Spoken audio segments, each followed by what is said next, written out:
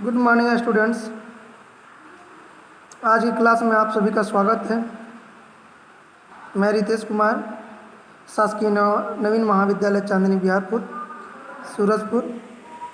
आज हम लोग इस समाजशास्त्री कक्षा में बीए प्रथम वर्ष के द्वितीय पत्र को हम लोग पढ़ेंगे और हम लोग का जो द्वितीय पत्र है उसका नाम है समकालीन भारत।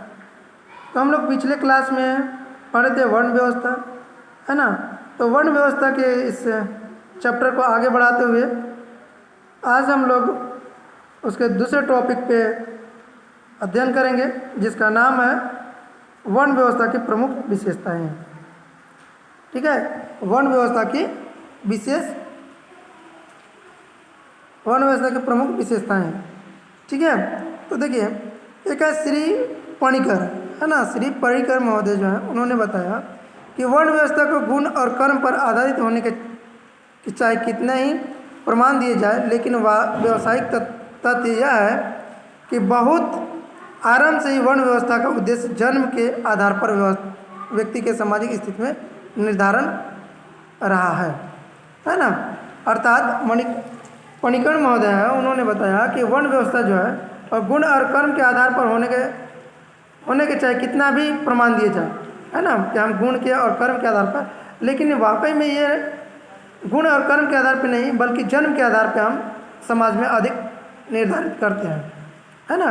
अर्थात जो व्यक्ति जिस वर्ण में जन्म लेता है वह उसी वर्ण का माना जाता है। ठीक है, अर्थात यदि हम देखें तो कोई व्यक्ति यदि ब्राह्मण कुल में जन्म लिया, ब्राह्मण परिवार में जन्म लिया है, तो उसका कर्म कुछ भी हो लेकिन वह ब्राह्मण ही कहलाता है ना। और यदि एक व्यक्ति कितना ज्ञानी हो, कितना हो नॉलेजबल है ना, पवित्रता के साथ रहता हो, लेकिन वह व्यक्ति शूद्र परिवार में जन्म लेता है तो वह शूद्र ही माना जाता है। क्योंकि उस व्यक्ति का जन्म जो है वह शूद्र परिवार में हुआ है। ठीक है, तो इसीलिए हम देखें तो जो वर्ण व्यवस्था है ना वो गुण और कर्म के आधार जो है थोड़ा कम हो जाता है और जन्म के आधार जो है अधिक महत्व रखता है। तो एक बार जब कि सभी व्यक्तियों को चार वर्णों में विभाजित करके उनके पृथक अधिकार और कर्तव्य को सुनिश्चित कर दिए गए, तो धीरे धीरे उनके स्वभाव और गुण भी पैसे के अनुसार ही परिवर्तन हो गया, है ना। इस कथन के बाद भी वर्ण व्यवस्था के व्यावसायिक प्रकृति को निर्धारित रूप से समझा जा सकता है। ठीक है, तो चलिए हम लोग देखते हैं। पहला कहता है गुण और स्वभाव के आधार पर, है ना। तो इस व्यवस्था की सबसे महत्वपूर्ण विशेषता गुण तथा स्वभाव के आधार पर समाज के चार मुख्य भागों में विभाजित होना है। ठीक है, अर्थात गुण और स्वभाव के आधार पर जो है चार मुख्य भागों में विभाजित किया गया है। तो धीरे धीरे समाज के इस विभाजन ने अस्थायी रूप ले लिया, है ना। ये जो चार वर्ण थे यह धीरे धीरे समाज में अस्थायी रूप ले लिए। तो इसका अर्थ है कि व्यक्ति को ब्राह्मण, क्षत्रिय, वैश्य या शूद्र वर्ण की ही सदस्यता मिली, है ना, जिसमें साधारणतया वह कभी परिवर्तन नहीं कर सका। ठीक है, अर्थात जो व्यक्ति ब्राह्मण थे, क्षत्रिय थे, वैश्य, शूद्र थे, है ना, जिनको जो सदस्यता मिल गई वह कभी परिवर्तन नहीं कर सकते। क्योंकि हम लोग जानते हैं कि जाति जो है ना, ये वर्ण जो है ये बंद वर्ग है, खुला वर्ग नहीं है कि नहीं। कोई भी व्यक्ति ब्राह्मण घर में जब जन्म लेता है तो ब्राह्मण ही होता है, कोई व्यक्ति शूद्र के घर में जन्म लेता है तो शूद्र ही बनता है।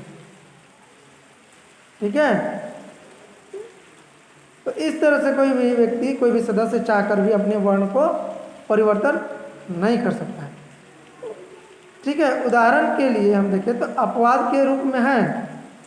ठीक है, अपवाद के रूप में कुछ हैं जिसमें हम देखें तो वर्ण व्यवस्था को एक परिवर्तनशील व्यवस्था नहीं कहा जा सकता। जो वर्ण व्यवस्था है ना वो परिवर्तनशील नहीं है, वह स्थिर व्यवस्था है। अर्थात जिस वर्ण में आप जन्म लिए हैं आप उसी वर्ण के रहेंगे। ठीक है, सभी वर्णों के पृथक अधिकार होते हैं। सभी जो वर्ण हैं उसके पृथक पृथक अधिकार होते हैं, है कि नहीं है? ब्राह्मण का अलग अधिकार है, क्षत्रिय का अलग अधिकार है, वैश्य का अलग अधिकार है और शूद्रों का अलग अधिकार है। चलिए देखते हैं। तो इस व्यवस्था में विभिन्न वर्णों के अधिकार तथा कर्तव्य एक दूसरे से पूर्णतः भिन्न है। ठीक है, संपूर्ण वर्ण व्यवस्था में ब्राह्मणों को सर्वोच्च स्थान दिया गया। इसीलिए सभी वर्णों का यह नैतिक कर्तव्य था कि वे जीवन के प्रत्येक क्षेत्र में ब्राह्मणों की रक्षा करें, है ना। अर्थात हम देखें तो सबसे संपूर्ण, है ना, संपूर्ण वर्ण व्यवस्था में ब्राह्मणों सर्वोच्च स्थान है और इसीलिए सभी वर्णों को यह नैतिक कर्तव्य है कि ब्राह्मणों की रक्षा करें। ठीक है, उनकी आवश्यकता को पूरा करें तथा उनका पूर्ण सम्मान करें। और शेष 3 वर्ण जो हैं, क्षत्रिय, दूसरा वैश्य और तीसरा शूद्र, ये निम्न स्तंभ में था। प्रत्येक वर्ण के व्यक्ति के लिए यह आवश्यक था कि अपने से उच्च प्रत्येक व्यक्ति को सम्मान करे तथा उसके अधिकारों को स्वीकार करे।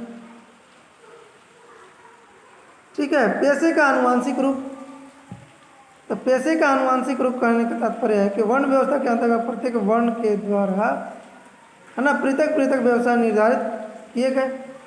इस व्यवस्था के अनुसार किसी भी व्यक्ति को अपना आनुवांशिक व्यवसाय में परिवर्तन करने का अधिकार नहीं था, है ना। मतलब कि यदि हम पेशा को देखें, बिजनेस व्यापार को देखें, तो कोई भी व्यक्ति जब उसका परंपरागत व्यवसाय है तो वह उसी में कार्य करता है, वह चाहकर भी दूसरे पेशे को नहीं कर सकता है। अनुलोम विवाह पर आधारित है ना। अनुलोम विवाह पर आधारित अनुलोम विवाह जो है वैवाहिक नियम है जिसके द्वारा कोई भी व्यक्ति अपने से उच्च वर्ण के स्त्री से विवाह संबंध स्थापित नहीं कर सकता है ना। कोई भी व्यक्ति जो है वह किसी उच्च वर्ण के कन्या के साथ विवाह स्थापित नहीं कर सकता है। प्रत्येक व्यक्ति के लिए अपने वर्ण अथवा अपने निम्न वर्ण को स्त्री से विवाह करने का अनुमति दी गई थी, है ना। कहने का तात्पर्य यह है कि जो व्यक्ति जिस वर्ण का है वह उसी वर्ण के कन्या से विवाह कर सकता था। ये एक नियम था, है ना। प्रत्येक व्यक्ति के लिए अपने वर्ण की अथवा अपने निम्न वर्ण की स्त्री से विवाह करने की अनुमति नहीं थी, है ना। इस नियम के द्वारा आर्य स्त्रियों का द्रविड़ पुरुषों से विवाह होने का आशंका को समाप्त कर दिया गया, है ना। उच्च वर्णों की श्रेष्ठता को सदैव के लिए सुरक्षित कर दिया गया। ठीक है, अर्थात हम देखें तो ये जो अनुलोम विवाह का सिद्धांत था, इसमें हम देखें तो कोई भी आर्य परिवार का महिला किसी भी द्रविड़ परिवार के पुरुष के साथ विवाह नहीं कर सकती थी। ठीक है, तो ये जो आपका अनुलोम विवाह का नियम बनाया गया था, ये मुख्य रूप से यही था कि कोई भी उच्च स्त्री, है ना, उच्च वर्ग की स्त्री निम्न वर्ग के व्यक्ति के साथ विवाह नहीं कर सकती। जब भी करेगा तो वह समान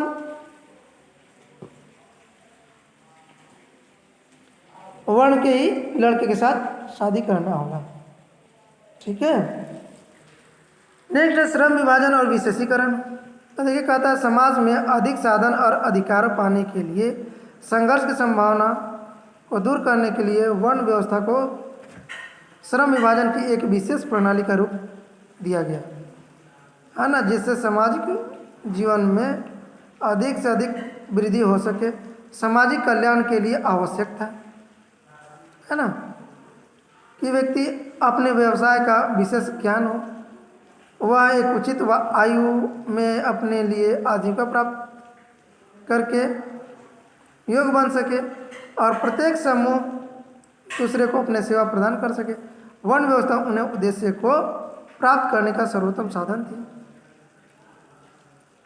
ठीक है, नेक्स्ट यदि हम देखें तो नेक्स्ट है आपका गतिशीलता अथवा खुलापन।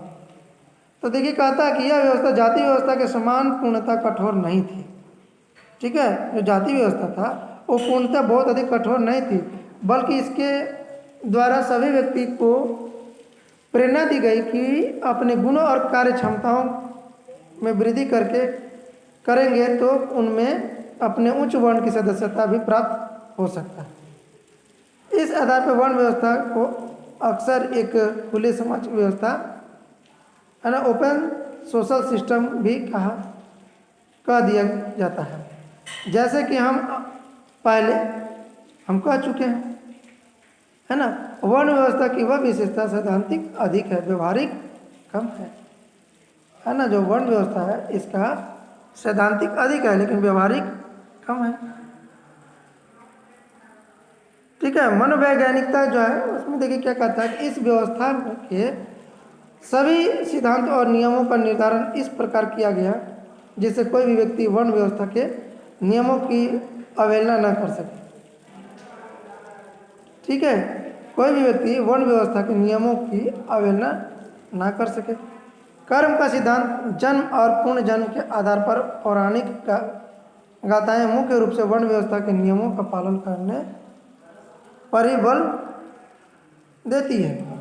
ठीक है, विभिन्न धर्म ग्रंथों के द्वारा व्यक्ति को यह विश्वास दिया गया कि वर्ण के कर्तव्यों को पालन करना ही उसका सबसे बड़ा धार्मिक और नैतिक कर्तव्य है, और यही कारण है कि हमारे समाज में वर्ण व्यवस्था के इतना अस्थायी रूप दे दिया गया।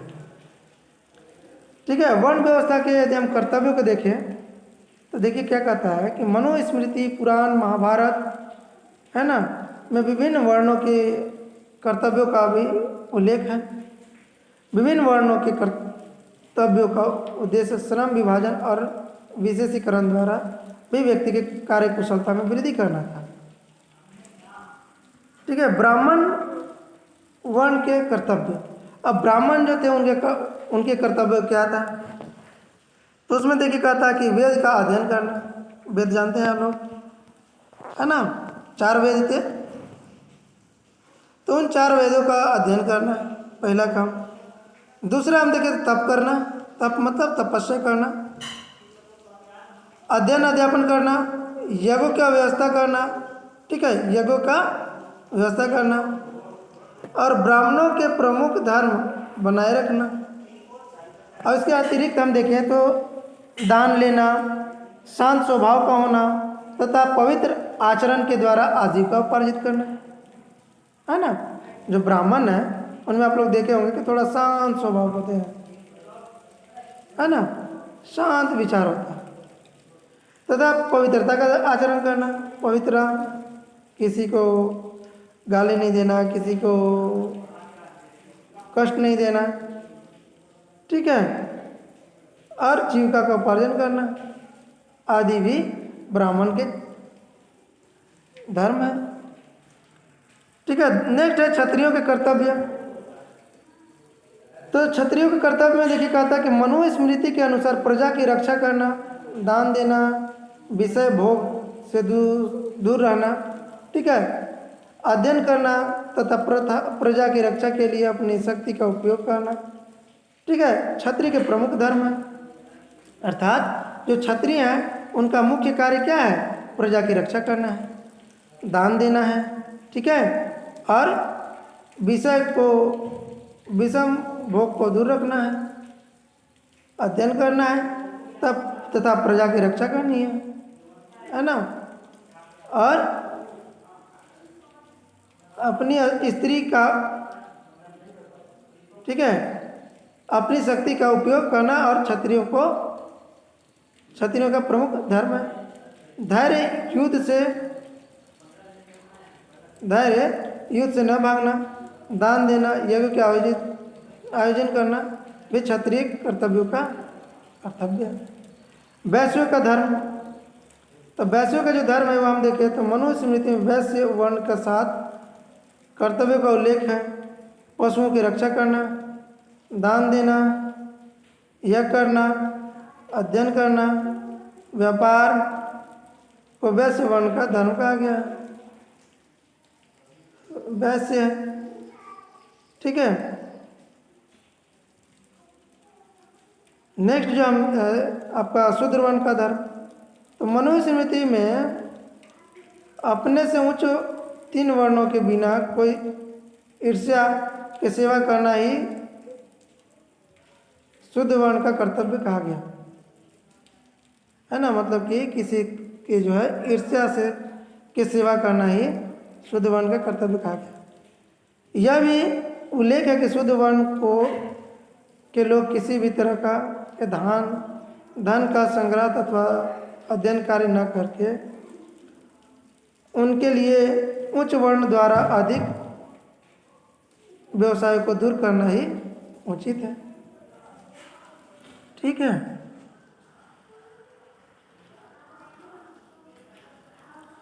वर्ण व्यवस्था के कार्य अथवा समाजशास्त्रीय महत्व, तो इसमें देखिए वर्ण व्यवस्था के संघर्ष से छुटकारा। अतीत में इस व्यवस्था ने व्यक्ति के कर्तव्यों का निर्धारण करके उन्हें व्यक्ति के प्रतिभागियों और संघर्ष से छुटकारा दिलाया है ना।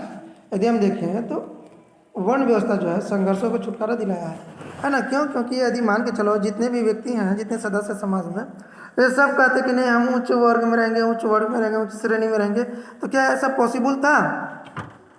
नहीं था, है ना। तो इसीलिए हम देखें कि वर्ण व्यवस्था जो था सभी को अलग अलग भागों में बांटा। ब्राह्मण, ठीक है, और क्षत्रिय, वैश्य, शूद्र। ब्राह्मण का काम अलग है, वैश्य का काम, शूद्र क्षत्रियों का काम अलग है, वैश्यों का काम अलग है, शूद्रों का काम अलग है। ठीक है। तो हम देखें तो समाज में जो है ये प्रतियोगिता और संघर्ष का छुटकारा दिलाने के लिए ये वर्ण व्यवस्था की गई है। अब प्रत्येक व्यक्ति सभी क्षेत्रों में हस्तक्षेप करना आरंभ कर दे, है ना। प्रत्येक व्यक्ति यदि सभी क्षेत्रों में हस्तक्षेप करना प्रारंभ कर दे तो 100% है कि संघर्ष होगा ही, है ना। वर्ण व्यवस्था के द्वारा हम देखें तो ब्राह्मणों, क्षत्रिय, वैश्य और शूद्रों के कर्तव्य पहले से ही निश्चय कर दिया गया। इस प्रकार प्रत्येक व्यक्ति अपने व्यवसाय तथा आजीविका को स्पष्ट रहा। ठीक है। जिसके फलस्वरूप समाज में अनेक संघर्षों के बीच बच गया, संघर्षों से बच गया। सामाजिक आवश्यकताओं की पूर्ति। ठीक है। यदि हम देखें तो प्रत्येक समाज में व्यक्ति रखने के लिए, है ना, व्यवस्थित रखने के लिए व्यक्ति का बौद्धिक विकास करना, बाहरी आक्रमणों से समाज की रक्षा करना, व्यवसाय और वाणिज्य के विकास करना तथा समाज और सेवाओं का प्रबंध करना, है ना, आवश्यक था। ठीक है। यदि हम देखें तो वर्ण व्यवस्था के द्वारा ये 4 वर्ण क्रमशः ब्राह्मण, क्षत्रिय, वैश्य, शूद्र के को दिए गए थे, क्योंकि इन सभी वर्णों में अपने अपने कार्यों को पूरा करने का विशेष योग्यता थी। इस प्रकार वर्ण व्यवस्था को कार्यात्मक रूप से उपयोग व्यवस्था कहा जा सकता है। ठीक है।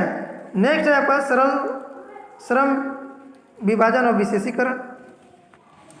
तो कहता है कि वर्तमान जीवन में हम श्रम विभाजन और विशेषीकरण को समाज की प्रगति के लिए सबसे अधिक आवश्यक मानते हैं। ठीक है। इसके कारण व्यक्ति को बचपन से ही अपने परिवार में कुछ विशेष प्रकार का कार्य करने का व्यवहारिक प्रशिक्षण मिलता था, है ना। बचपन से ही हम देखें तो परिवार में उन्हें व्यवसाय करने का प्रशिक्षण दिया जाता है। ठीक है। वह शीघ्र ही उस व्यवसाय में विशेष योग्यता प्राप्त कर लेता है, मतलब कम टाइम में ही जो है अपनी परंपरागत कार्य को सीख जाता है। और यही कारण था कि प्राचीन भारत ज्ञान, वीरता और व्यवसाय और सेवाओं के द्वारा, है ना, कार्यों का अन्य समाजों की तुलना में बहुत बढ़ा चढ़ा था। ठीक है। नेक्स्ट है शक्ति के संतुलन का आधार। ज्ञान, शासन, व्यवहार तथा श्रम समाज के मुख्य शक्ति हैं। वर्ण व्यवस्था के द्वारा इन चारों मुख्य शक्तियों का वितरण 4 पृथक पृथक समूहों में कर दिया गया। ठीक है। जिसके समाज में शक्ति का संतुलन बना रहा और विभिन्न शक्तियों का विशेष समूहों में ही केंद्रित न हो जाए, इस प्रकार वर्ण व्यवस्था सामाजिक संतुलन करने का एक सुंदर प्रयत्न रखा गया। योग्यता में वृद्धि करने का प्रेरणा, जिस तरह स्थिर पानी गंदा हो जाता है और उसे स्वच्छ रखने के लिए उसमें प्रवाह बनाए रखना आवश्यक था, ठीक उसी प्रकार समाज को व्यवस्थित बनाए रखने के लिए ही हम देखें तो सदस्यों में अपनी योग्यता और वृद्धि करने की प्रेरणा मिलती है। यही कारण है कि बहुत से व्यक्ति ने निम्न वर्ग लेने के बाद भी अपने अच्छे कर्मों को उच्च वर्ण की सदस्यता प्राप्त कर ली। वर्ण व्यवस्था की इस गतिशीलता प्रकृति के कारण ही व्यक्तियों को अपने कर्तव्यों को पूरा करने का सदैव प्रोत्साहन मिलता है। ठीक है, तो आज की क्लास हम लोग यहीं पे ब्रेक करते हैं। नेक्स्ट क्लास में हम लोग पुनः मिलेंगे, है ना, एक नए चैप्टर के साथ, नए टॉपिक के साथ। तब तक आप लोग अच्छे से पढ़िए, मस्त रहिए, है ना, और निरंतर अपनी अध्ययन को करते रहिए। Thank you all of you my dear students.